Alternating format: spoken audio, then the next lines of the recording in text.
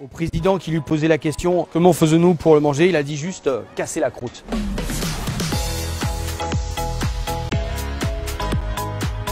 La soupe Élysée, c'est la création de M. Bocuse pour l'Élysée et pour le président Valéry Giscard d'Estaing. Nous, c'est en hommage à M. Paul qu'on a repris cette soupe et qu'on l'a appelée soupe Élysée. L'idée, c'est d'avoir quelque chose de très gourmand et d'avoir des saveurs qui vont sortir quand le feuilleté sera fini. Donc les éléments sont très simples, c'est un jeu de montage. De la volaille au fond, derrière les petits éléments de garniture, une petite dizaine de cubes de céleri, la belle matignon de foie gras confit. On va mettre la brunoise de champignons de Paris, nos petits palets de truffes. Là, on va rajouter juste un petit peu de jus de truffe dans nos ensembles. Voilà, on va nourrir un peu. On va avoir un petit trait de noix liprate. Bien sûr, l'assaisonnement. Un bon tour de moulin à poivre. Pincée de sel pour nourrir un peu nos éléments crus, plus qu'autre chose. Et derrière, on va avoir le bouillon. Le bouillon, le consommé de bœuf, qui a vraiment énormément de saveur. Hein. On l'a cuisiné pendant 48 heures. Derrière, on va prendre notre petit feuilletage.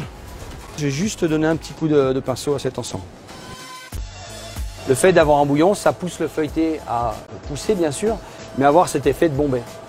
Du coup, on a un jeu entre l'arrondi du bol et l'arrondi de la croûte.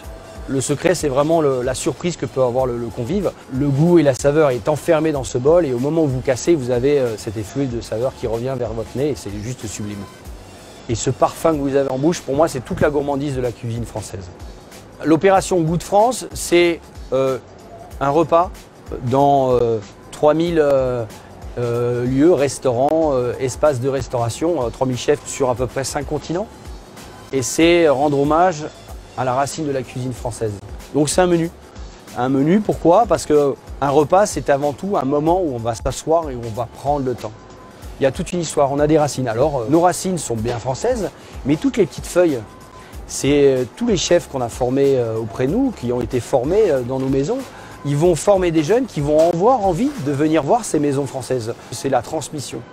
Et je pense que quand on a des amis cuisiniers du bout du monde, on est à peu près 3000 cette année à partager cette soirée, je pense que c'est représentatif de toute la générosité qu'on a pu avoir envers eux et qui nous le rendent mais au centuple.